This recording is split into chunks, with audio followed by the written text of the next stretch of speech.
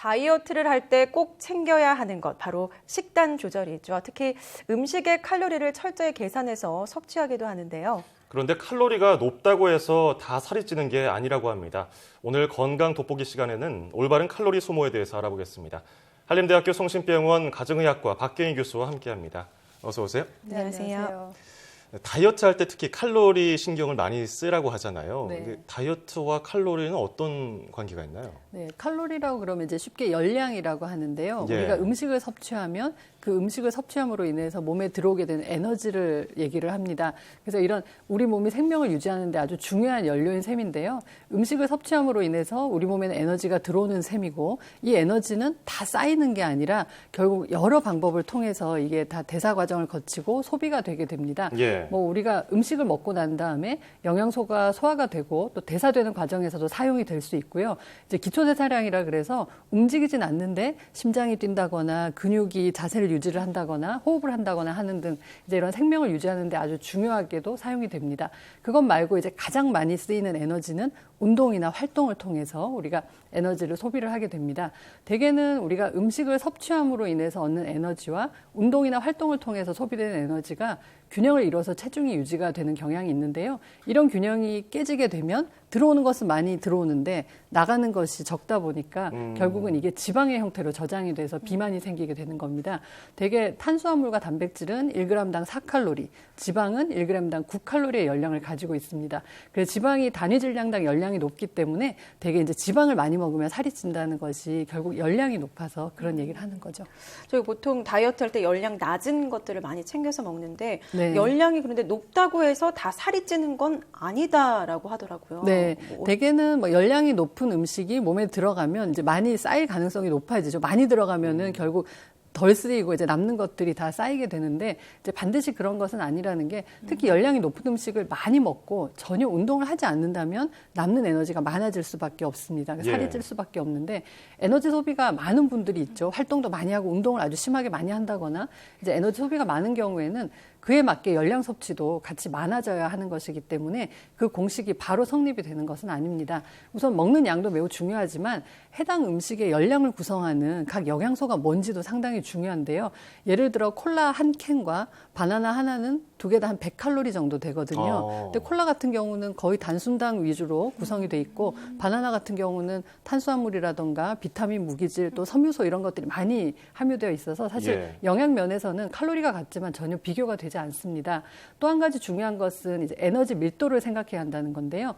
단위 그램당 열량을 따져보면 에너지 밀도는 지방, 그리고 단백질과 탄수화물, 그리고 섬유질의 순서대로 낮아지게 됩니다. 우리가 되게 배가 부르다고 하는 것은 포만감이라고 하는데 이게 위가 얼마나 잘 채워지는지에 따라서 우리가 먹는 부피로 인해서 이런 포만감이 결정이 되는데요. 같은 부피를 채우려면 사실 에너지 밀도가 낮은 음식으로 채우면 전체 열량이 낮아지겠죠. 결국 에너지 밀도가 높은 음식은 양이 적어도 열량이 높기 때문에 포만감을 가지게끔 충분히 그 부피를 차지하려면 많은 양을 먹어야 되기 때문에 결국 열량 섭취가 많아질 수밖에 없는 거죠. 결국 먹는 양, 그리고 구성 영양소의 질, 그리고 에너지 밀도가 가장 중요한 관건이라고 볼 수 있습니다. 먹는 양, 영양소, 그리고 질이 중요하다고 하셨는데요. 근데 식품에 표시된 열량을 자세히 살피는데 열량 못 믿겠다는 분들도 많거든요. 실제로 네. 이게 맞는 말인가요? 사실 뭐 그 각 식품에 이제 열량이 표시돼 있는데 그게 틀리다는 것은 아닙니다.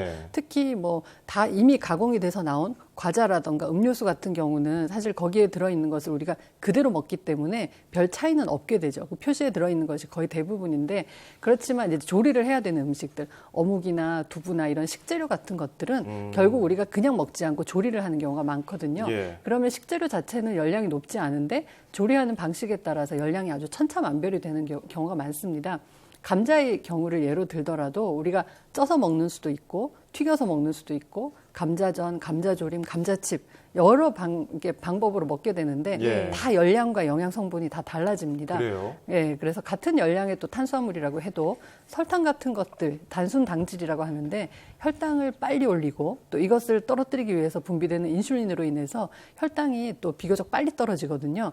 먹고 나면 처음에는 좀 당이 올라가면서 배부른 듯 했다가 결국은 금방 배가 고파지는 그런 성향이 생깁니다.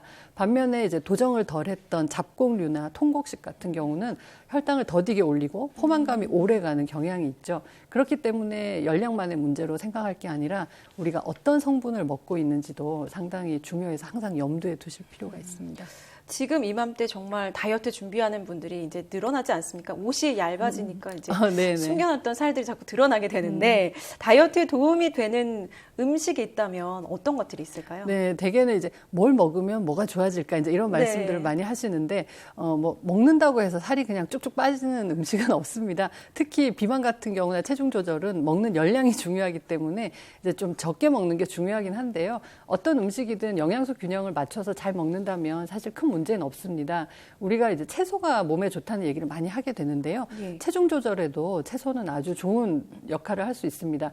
채소에는 비타민, 미네랄도 많지만 식이섬유가 풍부한데요. 식이섬유는 상대적으로 열량이 높지 않으면서 위 속에서 부피를 많이 차지하기 때문에 포만감을 줄 수 있는 장점이 있습니다. 대개 식이섬유는 채소에도 많지만 잡곡과 같이 도정이 덜 된 통곡식에도 많이 들어있거든요. 우리가 체중 조절을 할 때 이제 열량을 줄이면서 먹는 음식의 양을 많이 줄이게 되는 경향이 있는데 그렇게 되면은 매우 배고픈 증상이 생기죠. 먹던 양이 줄어드니까. 그럴 때 이제 이 배고픔을 좀 덜하게 해줄 수 있는 게 가장 좋은 것이 식이섬유가 많이 들어간 채소입니다. 이런 것들을 활용할 필요가 있고요. 그 외에도 단백질 같은 경우도 근육량을 유지를 한다거나 포만감을 유지하는 데 상당히 도움이 되는 중요한 영양소고요. 뭐 결국 중요하지 않은 것이 없다고 생각을 할 수 있는데요. 평소에 꾸준히 먹기는 힘든 특별한 식단을 짜서 막 몇 달 동안 반짝 다이어트를 하시는 분들이 있어요. 막 닭가슴살을 매일 드신다던가. 사실 그런 방법은 체중이 줄 수는 있는데 오랫동안 유지를 할 수가 없습니다. 평생 그렇게 먹으면서 살기는 힘들거든요. 그럼요. 네, 그렇기 때문에 이제 일상생활에서 일상적인 식단에서 불필요하게 많은 지방이라던가 단순당을 좀 줄이고 양질의 영양소들이 균형을 잘 맞춘 식사를 하는 것이 가장 좋은 방법이라고 볼 수 있죠.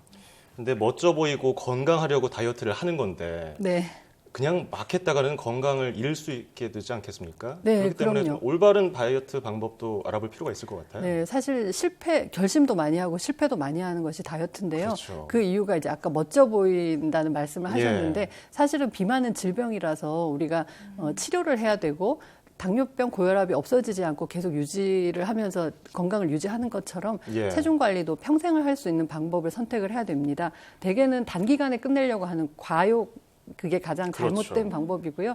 또 방법 자체도 잘못된 방법을 선택하는 경우가 많아서 실패하는 경우가 있는데 가능하면은 일상생활에서 오랫동안 유지할 수 있는 방법을 선택하는 게 가장 좋겠고요. 결국 에너지 섭취와 소비가 균형을 잘 이뤄야 되는데 체중 조절을 할 때 제일 신경 많이 쓰는 게 열량이잖아요. 열량을 줄여야 된다. 밥을 적게 먹어야 된다. 말씀을 많이 하시지만 그것만 줄인다고 중요한 것이 아니라 결국 중요한 것은 무엇을 줄이고 뭘 먹느냐가 가장 중요한 거죠. 그래서 체중이 늘기 쉬운 음식들, 다시 말해서 지방이라던가 이제 단순 당질 이런 것들은 조금 줄이는 게 좋고요. 건강에 좋은 음식들은 좀 충분히 드셔주시는 것이 좋습니다. 그리고 이제 하나 빼놓을 수 없는 것은 우리가 아침 식사를 꼬박꼬박 챙겨서 드시는 것도 도움이 될 수 있고 에너지가 들어온 거를 또 많이 써야지만 사실 체중 조절이 되기 때문에 규칙적인 운동이나 이런 것들도 꼭 실천을 하셔야겠습니다. 네, 오늘 뭐 설탕 줄이자는 정부 대책이 발표되기도 했는데 설탕 줄이기, 당 많은 음식 줄이기, 그리고 운동, 아침 식사 꼭 하기는 어디서 빼놓을 수도 없겠네요. 네, 그럼요. 포만감이 오래 가서 체중 조절에 아주 도움이 됩니다. 네, 아침 식사 꼭 하기 기억해야겠습니다. 네, 지금까지 한림대학교 성심병원 가정의학과 박경희 교수와 함께했습니다. 오늘 감사합니다.